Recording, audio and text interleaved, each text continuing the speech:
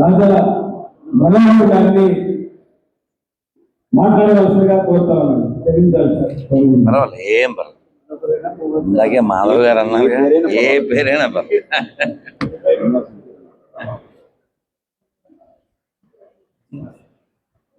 Water వేసిందా?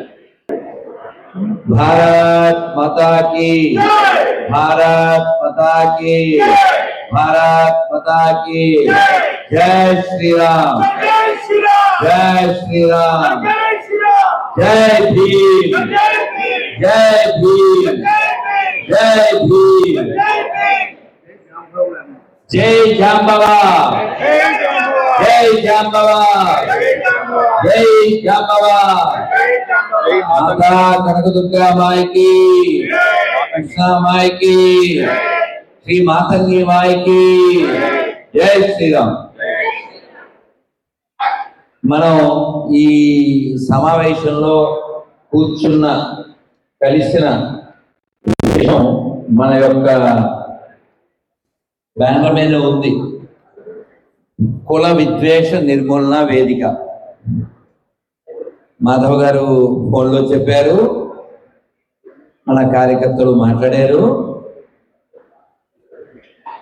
అసలు ఏ రూపంలో కూడా ద్వేషము విద్వేషం ఉండకూడదు. భగవద్గీతలో 12వ అధ్యాయంలో 13వ శ్లోకం, అద్వేష్ట సర్వభూతానాం మైత్రకరుణ ఏవచ నిర్మమో నిరహంకారో సమదుఃఖ సుఖక్షమి. ఇది భగవద్గీత చెప్తుంది. అలా ఉండేవాడు నాకు నచ్చుతాడు అని. ఇది మరి భగవద్గీత చెప్పింది. ఎవరైతే ఇతరుల పట్ల ద్వేషం లేకుండా ఉంటారో, అందరి పట్ల మిత్రభావన కలిగి ఉంటారో, వారు సుఖ దుఃఖంలో రెండింటిలో ఒకలాగే స్పందిస్తారో, అటువంటి వాళ్ళు నాకు చాలా ఇష్టలైన వారు అంటున్నాడు భగవద్గీతలో. ఇది మనకి నేర్పించారు కాబట్టి భగవద్గీతలో మనం ఏ దేశం మీదకి దండయాత్రకి వెళ్ళలేదు, అందరిలోనూ ఆయనే ఉన్నాడు అని మనం విశ్వసించాం కాబట్టి. అయితే ఇతర విశ్వాసాల విషయాలు మనకు తెలుసు. కేవలం వాళ్ళ బేసే, వాళ్ళ పునాదే దాని మీద ఉంది. మన ధర్మంలో ఒక మాట, వసుదైవ కుటుంబకం. వసుధ అంటే భూమి, ఈ భూమండలం అంతా మా కుటుంబం. ఇది మన కాన్సెప్ట్. అలాగే మనం ఏ పదాలు వాడినా, మీ అందరు చూడండి, ఇక్కడ వేద పండితులు ఎవరు లేకపోయినా, ఒకరు ఇద్దరు ఉన్నా, అసలు చదివే రాకపోయినా, అక్షరం ముక్క రానివాడైనా, చివరికి మతం మారినవాడైనా, సగం మొక్క నేను చెప్తాను, అది వాళ్ళు పూర్తి చేస్తారు. ఇప్పుడు మీరు పూర్తి చేయండి. సర్వే జన, సర్వే జన, సర్వే జన. ఎలా చెప్పారు? మీరు పెద్ద వేద పండితులు కాకపోయినా, చదివే రాకపోయినా ఈ మొక్క చెప్తారు. ఎందుకు అంటే అందరూ బాగుండాలని కోరుకోవడం మన బ్లడ్ లో ఉంది, మన హెడ్ లో ఉంది, ఈ మట్టిలో ఉంది. ఇంత మట్టిలో పుట్టాం కదా, మరి మనం గట్టిగా ధర్మం కోసం నిలబడాలి కదా, దేశం కోసం నిలబడాలి కదా. కానీ ఈ దేశాన్ని ముక్కలు చేయడం, ఈ దేశాన్ని ఆక్రమించడం, మా మతమే ఉండాలనుకోవడం, ఈ కాన్సెప్ట్ తో ఈ దేశాన్ని దోచుకోవడానికి వచ్చినటువంటి మతాలు, ఆ విశ్వాసాలు, ఆ విషాన్ని మన వాళ్ళు అనుకునే వాళ్ళల్లో చొప్పించిరి. లేకపోతే మీరు ఆలోచించండి, ఉపేంద్ర ఈ పేరు ఎవరిది? ఉపేంద్ర అంటే వామనుడు, విష్ణుమూర్తి అవతారం. ఉప అంటే చిన్న, ఇంద్రుడికి తమ్ముడిగా పుట్టాడు ఆయన, ఉపేంద్ర. ఈ పేరు కలిగిన వాడు హిందూ అని అనుకుంటాగా, కానీ వాడు పాస్టర్ అయ్యాడు. మీరు కావాలంటే నెట్లో కొట్టచ్చు. మాకు క్రైస్తవులకు మొక్క చేసి దేశాన్ని మొక్క ఇచ్చేయండి అని వాడు మాట్లాడాడు. వాడు చెప్తాను, ఈ దేశాన్ని మొక్కలు చేయాలనుకునే ఏ బద్మాషుగానైనా గౌరవించాం, అందులో అనుమానమే లేదు. నో మొదటి ఈ దేశాన్ని గౌరవిస్తేనే వాడిని కూడా గౌరవిస్తాం, అనుమానం ఏం లేదు. Our priority nationality, our priority morality, our priority humanity, our priority morality. ఇవి లేని వాడికి అసలు ఏ ప్రయారిటీ లేదు, వాడు ఉండడం అనవసరం. వారిలో ఆలోచన ఎవరు కల్పించారు? వారి పుస్తకం వాడిని తయారు చేసింది. ఆ మస్తకానికి కారణం ఆ పుస్తకం. మీరు ఆలోచించండి, రాంబాబు అనేవాడు, ఉపేంద్ర అనేవాడు, లేకపోతే దామోదరో, లేకపోతే శ్రీనివాసు, మీరు వినలేదు, మరి వినిపించమంటే వినిపిస్తా. నారాయణ ఆ పేరు కలిగిన వాడు రాత్రి నాకు వాయిస్ మెసేజ్ పెట్టాడు. అదే మతం మారాడు వాడు, వినలేని మాటల్లో. వారికి ఆ విద్వేషం ఎలా వచ్చింది? వారికి ఏమి ఎక్కించారు? ఎవరు ఎక్కించారు? వేరు అనే ఆలోచన వారికి ఎలా కలిగింది? వారి పుస్తకం. ఇందాక మన లాయర్ గారు చెప్పారు, ఇంకా పెద్దలు చెప్పారు, ఒక పదాన్ని సగం వారి వదిలేశారు. ఇక్కడ తినేది ఇంటి కోసము, పారే తర్వాత మీకు తెలుసు. ఆ కాన్సెప్ట్తోనే నడుస్తున్నారు వాళ్ళు. ఎవరైనా మీ గోనగన్నానికి డైలాగ్ తెలుసుగా, నేను ఆడా ఉంటా, నేను ఏడా ఉంటా. అది ఎలా కుదురుతుంది? మోడి తెచ్చే పూలు కావాలి, మోడి తెచ్చే చీర కావాలి, మోడి తెచ్చే నగలు కావాలి, మోడి తెచ్చే బట్టలు కావాలి. కార్యక్రమం మాత్రం ఓయాలో ఇంకో చోట. ఇది వాళ్ళ స్టాండర్డ్. ఇప్పుడు మనం భగవంతుణ్ణి సర్వశక్తిమంతుడు అంటాం. అంటే దైవం అంతా ఇస్తాడు మనకి. రామదాస్ గారు కూడా చెప్పారు. మీరు చెప్పండి ఒకసారి, రాముని వారము చెప్పండి ఒకసారి. రాముని వారము మాకేమి విచారము, రామ నీదే భారము, దాశరథి నీవే మాకు ఆధారము. ఇలా రాముణ్ణి ఆధారం అని అనుకున్న వాళ్ళల్లో కేవలం బ్రాహ్మణుడు అయినటువంటి పోతన గారు, త్యాగరాజ స్వామి వారే లేరు. రాముణ్ణి ఆధారం అనుకున్న వాళ్ళలో కుమ్మరి అయినటువంటి మొల్ల కూడా ఉన్నది, మాతంగి అయినటువంటి శబరి కూడా ఉంది. వీళ్ళందరూ కూడా రాముని పొందారు. అసలు కులం లేదు, వర్ణం లేదు. భగవంతుని పొందడానికి అందరికీ అర్హత ఉంది. అది నిరూపించబడింది ఆల్రెడీ. ఫలానా వాళ్ళకే కాదు, మనకి పాట కూడా ఉందిగా, గోవిందుడు ఎవరో అహంకారంతో, పొగరుతో, లేదా మరొక ఈగోతోనో దాన్ని కొందరి వాడిగా చేయడం అనేటువంటిది గతంలో జరిగి ఉంటే దాన్ని సరిదిద్దుకుంటాం. మన వాళ్ళందరినీ మనం హక్కును చేర్చుకుంటాం, అందులో అనుమానం లేదు. కానీ ఇక్కడ ప్రయారిటీ మొరాలిటీ. మతం మారిన వాడు చాలా సులభంగా ఏదో సినిమాలో బ్రహ్మానందం అంటాడు కదా, ఆ విధంగా వాడు నీతిని వదిలేస్తున్నాడు. వాడు ఒకవైపు ఉండాలి. ఇది ఇప్పుడు ఇది ఇల్లు అనుకోండి, ఈ ఇంట్లో సగం ఒక్క చేసి గోడ కట్టేశారు. గోడ కట్టేసిన తర్వాత ఇక్కడ డోరు పెడదాం, మీ బాత్రూమ్ వాడుకుంటా, మళ్ళీ కొన్ని సామాన్లు మీ ఇంట్లో పెడతా. అసలు గొడవ ఏంటి? ఏంటి విడిపోవడానికి? నువ్వే కదా గోడ కట్టాలను. గోడ కట్టిన తర్వాత మళ్ళీ మా రూమ్ వాడుకుంటా, బాత్రూమ్ వాడుకుంటా, సిగ్గు లేకుండా. వాడిని అలౌ చేసిన వాడికి సిగ్గు ఉండాలి, వచ్చేవాడికి అసలు సిగ్గు లేదు. అది వేరే కదా. ఇప్పుడు అసందర్భమే అయినా సందర్భం అయినా నేను ఒక మాట చెప్పాలి. మాధవ్ గారు ఉన్నారు కాబట్టి, ప్రభుత్వం చూసి తీసుకెళ్లాలి కాబట్టి. మనకి అన్నం పెట్టేవాడు రైతు.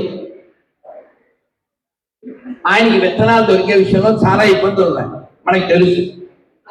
అందులో నకిలీ విత్తనాలు, గొడవలు, గోష్ఠులు, దానికోసం క్యూలైన్లు. అటువంటి వారికి డబ్బులు ఇవ్వాలి ఆ విత్తనాలు కొనుక్కోవడానికి. లేదు చిన్న చిన్న దేవాలయాలు, వాటికి చూడాలి. లేదు చదువుకోవడానికి ఇబ్బంది పడే పిల్లలు, వాళ్ళకి చూడాలి.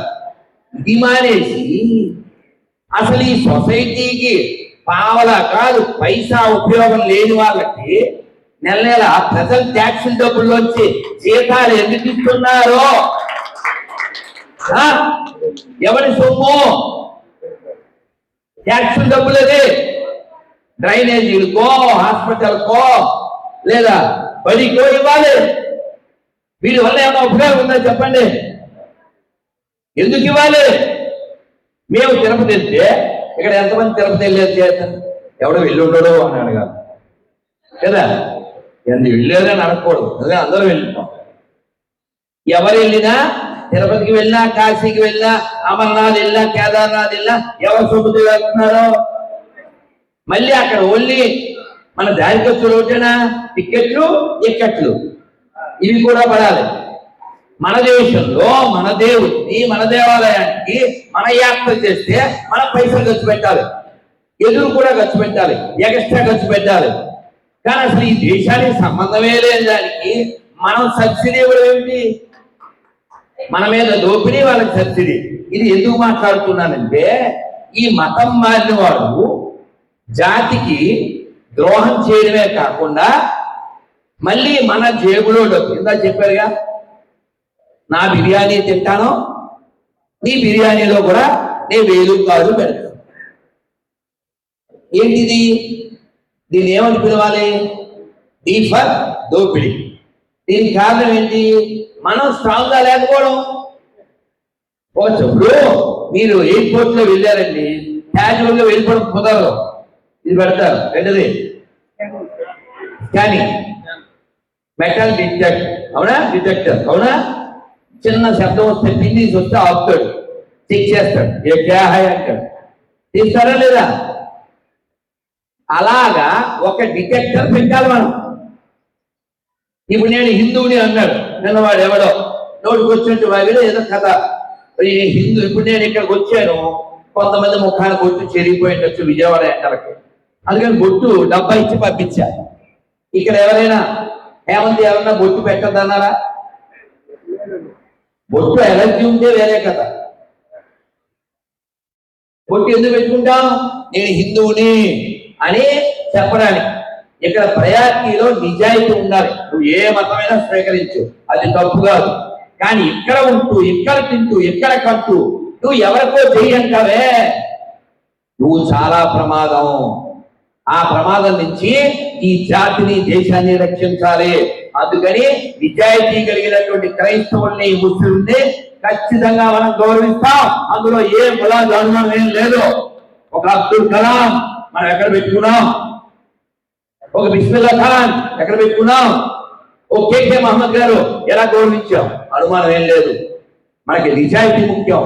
అందుకని నువ్వు ఒక మతం మారిన తర్వాత మా వాడు చాలా సర్వశక్తిమంతుడు అంటావు. వాడిని కూడబెట్టలేకపోతున్నాడు కదరా, నీకు పేరే పెట్టలేకపోతున్నాడు కదరా, వాడు శక్తిహీనుడా? వదిలేయ్. ఇక్కడే బుద్ధి ఉంది కాబట్టి ఇక్కడే ఉండు. నువ్వు నిన్ను మోసం చేసుకుంటున్నావు, జాతిని మోసం చేస్తున్నావు, నువ్వు నమ్మిన ఆ మతాన్ని మోసం చేస్తున్నావు. అసలు నువ్వెవరిని, అందరినీ మోసం చేస్తున్నావు. నిన్ను నువ్వు ఊపించుకోవాల్సిన పదం ఏంటంటే థియేటర్, అదే మ్యాటర్. ఆ పదమే పెట్టాలి, ఆ పదమే పెట్టాలి. ఇంకో విషయం, ఎవరినైనా ఎదలగారు అంటే బాగుంటుందా? ఓ తిట్టు చెప్పి ఆ చివరి గారు అంటే బాగుంటుందా? కాబట్టి మనం నిజాయితీగా ఉండడాన్ని ముందు వీళ్ళకి వివరించాలి. వాడు రిజర్వేషన్ ఎందుకు కావాలనుకుంటున్నాడు? దాని డబ్బులు కాబట్టి, డబ్బులు. ఆ డబ్బుల ద్వారా ఏదో బలవచ్చు, బలిసి ఇందాక చెప్పారు కదా, నేను ఎవరి దగ్గర రిజర్వేషన్ పొంది ఇక్కడికి వచ్చానో వాళ్ళకు ఉపకారం చేస్తాం, అది లేదు. ఆ సామెతలో చెప్పినట్టే, తినేది ఇంటి కొడుతాము తర్వాత. ఇది ఎందుకు జరుగుతుంది? వాడికి ఎక్కింది, వాడికి నీతితో పని లేదు, వాడికి నీతితో పని లేదు, ఈ దేశంతో పని లేదు. ధర్మపురి అని ఎక్కడ తమిళనాడు, ఆవిడ ప్రిన్సిపల్ స్కూల్కి జెండా వందనం చేయదు. ఎందుకు చేయదు? మతం మారింది. డాక్టర్ బిఆర్ అంబేద్కర్ గారు చెప్పినట్టు మతం మారితే ఏమవుతుంది? వారికి ఈ జాతి పట్ల భక్తి ఉండదు, శ్రద్ధ ఉండదు. కాబట్టి మతం మారితే వారి వ్యక్తిగత ఆరాధన ఒకటే మారదు, ఈ దేశం పట్ల గౌరవం పోతుంది, ఈ ధర్మం పట్ల ద్వేషం వస్తుంది. మీరు ఆలోచించండి, కులమే లేని మతంలో కదా వాడు ఉన్నదే, వాడి కులంతో పని ఉంది. ఉదాహరణ మీకు అర్థం కావడం కోసం చెప్తాను. ఇప్పుడు బయట ఏదో టీలు తాగాను నేను వచ్చాడు, నేను తాగుంటారుగా టీలో కాఫీలో. మేము తాగాం దాదాపు 30 ఏళ్ళు అయింది. టీలు కాఫీలు లేవు, ఉల్లిపాయ వెల్లిపాయ లేదు. ఇప్పుడు నేను ద్వేషిస్తానా? నా వ్యక్తిగతం అండి, నేను ఉల్లిపాయ వెల్లిపాయ తిన్నాం, కాఫీ నీళ్ళు తాగడం. అందుకని ఆ టీని ఆ ఉల్లిపాయ కాఫీని నేను ద్వేషించాలా? అవసరం నేను వదిలేసాను అంతేనా? నువ్వు హిందూ మతాన్ని వదిలేసావు కాబట్టి అందులో అన్ని వదిలేయి. మళ్ళీ అందులో కొన్ని తీసుకుంటాను, కొన్నిటిని ద్వేషిస్తాను, ఫలానా కులాన్ని ద్వేషిస్తాను, ఫలానా వర్గాన్ని ద్వేషిస్తాను. ఇది ఎవరు నేర్పిస్తారు? మతం మారిన వాడికి వాడి మతం నేర్పిస్తుంది. ఎందుకంటే వాళ్ళ పుస్తకాల్లో అదే ఉంది, విడగొట్టు, చెడగొట్టు, పడగొట్టు. మనకు అలా చెప్పలే, మనకు వేదం చెప్తుంది సంగచ్చత్వం సమ్మతత్వం. ఇక్కడ పైన రాశారు, ఇక్కడ లేదు, నాకు పంపించిన దాంట్లో ఉంది.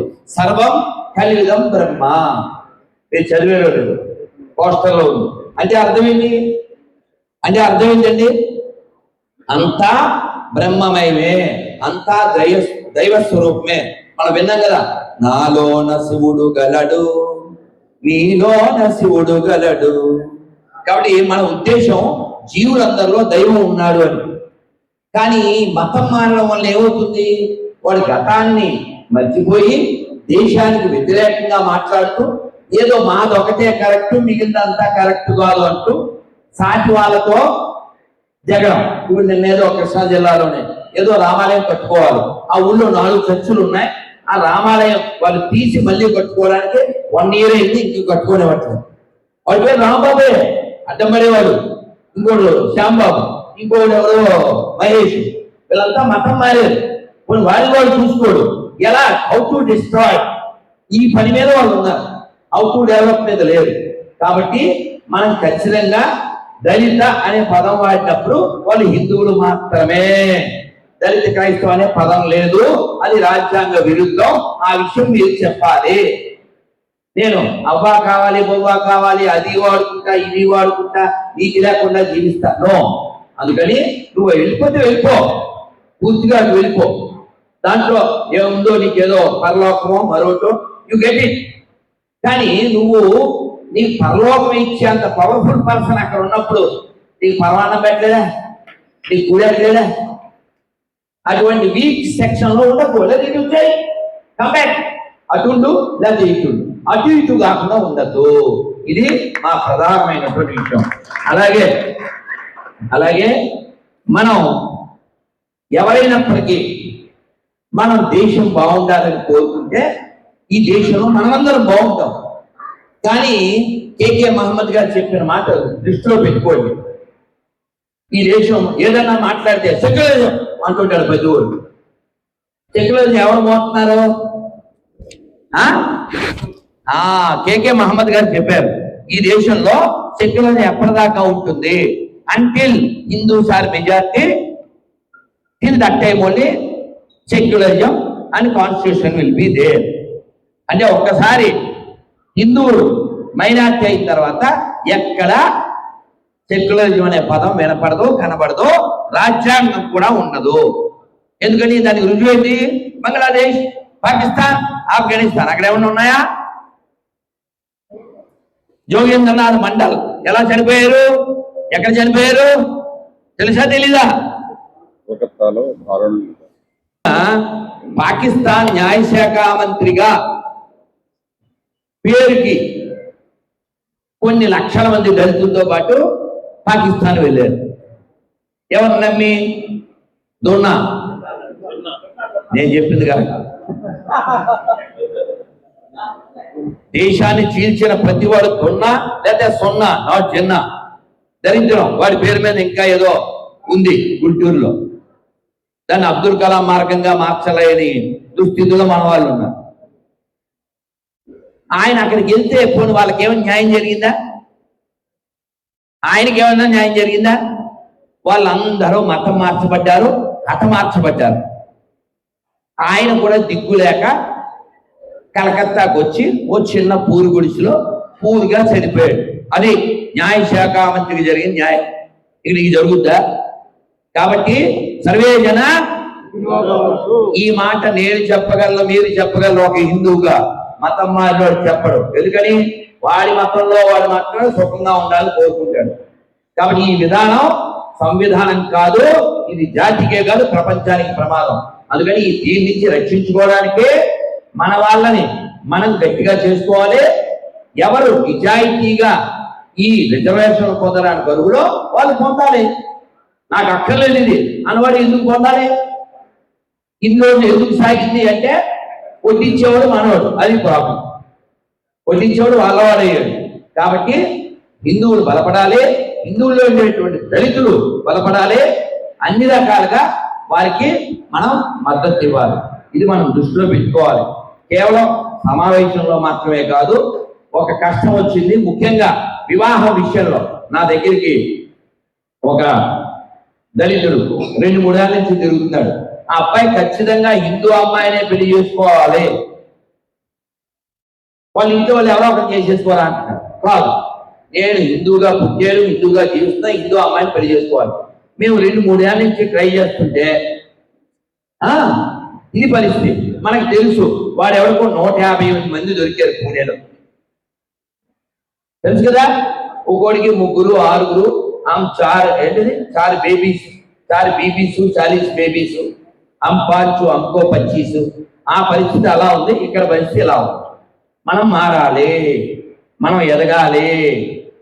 మన ధర్మంలో చాణక్యుడు చెప్పాడు, ఎలాంటి దృష్టి కలిగి ఉంటే వాడిని పండితుడు అంటారు. అందరూ ఒకసారి చెప్పండి, మాతృవ చెప్పండి ఒకసారి. మాతృవ పరధారేషు పరద్రవ్యాన్ని లోష్టవత్ ఆత్మవత్ సర్వభూతాని సపండిత పండిత. బాగా గుర్తుపెట్టుకోండి, ఇది చాలా applicable to this round table conference. అదవుతుందా? ఏం చెప్పారు చాణక్యుడు? తన భార్య కాని వాళ్ళందరూ తనకి తల్లులతో సమానంగా భావించేవాడు, తన ధనం కాని దాన్ని మట్టిలా భావించేవాడు, అందరినీ తనతో సమానంగా భావించేవాడు ఈజ్ కాల్డ్ పండిత. అలా కాకుండా దీనికి ఆపోజిట్ గా జీవిస్తే ఆ పండిత్ స్పెల్లింగ్ లో టీ తీసేయండి. మీకు అర్థమైంది కదా, పిఎన్డిఏటి పండిత్ కదా, టీ తీసేస్తారు. కాబట్టి మనం శాస్త్రం చెప్పింది, మనం ఈ భూమి మీద కొన్నాళ్ళే ఉంటాం. దృశ్యం తన్నశ్యం. మనం ఇక్కడ ఏమి కంటిన్యూగా ఎప్పుడూ ఉండడు. కాలే రాజులు వారే గర్వోన్నతి పొందరే, భూమిని కొడుకోవంజాలిరే అని చెప్పాడు. ఎప్పుడూ ఇక్కడ ఉండడు. ఉన్న కొన్నాళ్ళు మనం ఎలా ఉండాలి? తిరుమలలో వెంకటేశ్వర ఉండేటువంటి స్థలాన్ని ఏమని పిలుస్తారు? ఆనంద నిలయం. ఎలా ఉండాలి మనం? ఆయనలా ఆనందంగా ఉండాలి. లేదు శివుడు ఉండే కాశీ ఆనంద వనం, మనం ఆనందంగా ఉండాలి. ఆనందంగా ఆనందమయోభ్యాసంటుంది వేదం. మనం ఆనందంగా జీవిద్దాం ఉన్న కొన్నాళ్ళు. దానికి మళ్ళీ అంతరం, గొడవ, జగడం, మేమెక్కువ మీరు తక్కువ. అసలు ఇంకో విషయం, వాళ్ళు అనుకునేటువంటి పరలోకం ఇంతవరకు పొందినట్టు ఎక్కడా రుజువు లేదు. వాళ్ళ మతాలు 3000-4000 సంవత్సరాల క్రితం ఉన్నట్టు రుజువులు లేవు. మొన్న మారిషస్ కాదు, ఇంకో దేశం ఏంటి? ఇండోనేషియా అధ్యక్షులు వారు ఏం చెప్పారు? నాకు భారతీయ సంగీతం వింటే లోపల నుంచి ఆనందం పొంగుతుంటది. ఎందుకు? మా మూలాలు ఇవే. అలాగే ఆఫ్ఘనిస్తాన్ 99.7 ముస్లింస్ అంతా నిర్మూలించబడింది, మతం మార్చబడింది, అది చేయబడింది, అది పక్కన పెట్టి అతను ఏం చెప్పాడు? మా మూలాలు ఇక్కడవే. పాకిస్తాన్ మా మూలాలు ఇక్కడవే. Japan our god Hindu god. ఇలా ప్రపంచం అంతా స్పష్టంగా చెబుతుంది, అన్నిటికీ మూలం భారతమే, భారతదేశమే. మనం కనిపెట్టట్లేదు, మనం గౌరవించట్లేదు, మనం గుర్తించట్లేదు. వాడు ఏదో అంటే నేను అనకూడదు, ఈ మతం మారిన వాడి ఫీలింగ్ ఎలా ఉంటుందంటే, గమ్యం సినిమా చూసారా? ఇక్కడ పులి అంటాడు, వాడేమంటాడు? ఎరా మీ ఇంటికి పులి వచ్చిందా, లేదా మీ అమ్మాయికి వెళ్ళిందా అంటాడు. వాళ్ళ ఫీలింగ్ అలా ఏడ్చింది, అలా తయారు చేశారు. కానీ వాళ్ళు గుర్తు చేయండి, మీరంతా ఇక్కడ వాళ్ళే. మీరు గమనించి ఉంటారు, నేను మాట్లాడేటప్పుడు మీ నాన్న పేరు ఏంటంటే అది పెద్ద విషయం అయిపోతుంది. వాడు చెప్పడు కాదు, చెప్పడు, బతిపాలనే చెప్పడు, గట్టిగా ఇదే చెప్పడు. ఎందుకు చెప్పడు? వాడికి వేసేది గేలం, వాడు మనిషింది మూలం, తయారైంది మేళం. అందుకని ఈ మేళం నుంచి మన వాళ్ళని రక్షించుకోవాలి. దానికోసం మన ప్రయారిటీలో నిజాయితీ ఉండాలి. రాజ్యాంగ విరుద్ధమైనటువంటి పదం దళిత క్రైస్తవం. దళితులైన వాడు క్రైస్తవుడు కాదు, క్రైస్తవుడైన వాడు దళితుడు కాదు. రాసుకోండి, రెండు కలవవు. నీరు ఆయిల్ రెండు కలవు, ఇది కూడా కలవదు. కేవలం వాళ్ళు నీతి లేదు కాబట్టి ఆ కాదుగా ఉంటారంతే. నీతిగా ఉండండి, మీరు ఎందులోనే ఉండండి, ఎవరినైనా మొక్కండి. భారతీయ సనాతన వైదిక ధర్మం చెబుతుంది భగవంతుడికి చాలా పేర్లు ఉన్నాయి, ఏ పేరుకైనా పిలవచ్చు, మాకే అభ్యంతరం లేదు. మీరు అందరితో ఒక ప్రతిజ్ఞ చేయిస్తాను.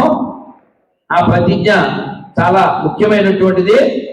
ఆ ప్రతిజ్ఞలో ఉన్న విషయాన్ని మనం అందరికీ తీసుకెళ్ళగలిగితే చాలా బాగుంటుందని భావిస్తున్నాను. ఇది అయిన తర్వాత నేను సెలవు తీసుకుంటా, ప్రయాణం ఉంది కాబట్టి. చాలా ధన్యవాదాలు. నేను కూడా చూడాలి, అదే సెలవు చూస్తాను. మతాకి హర హర హర హర.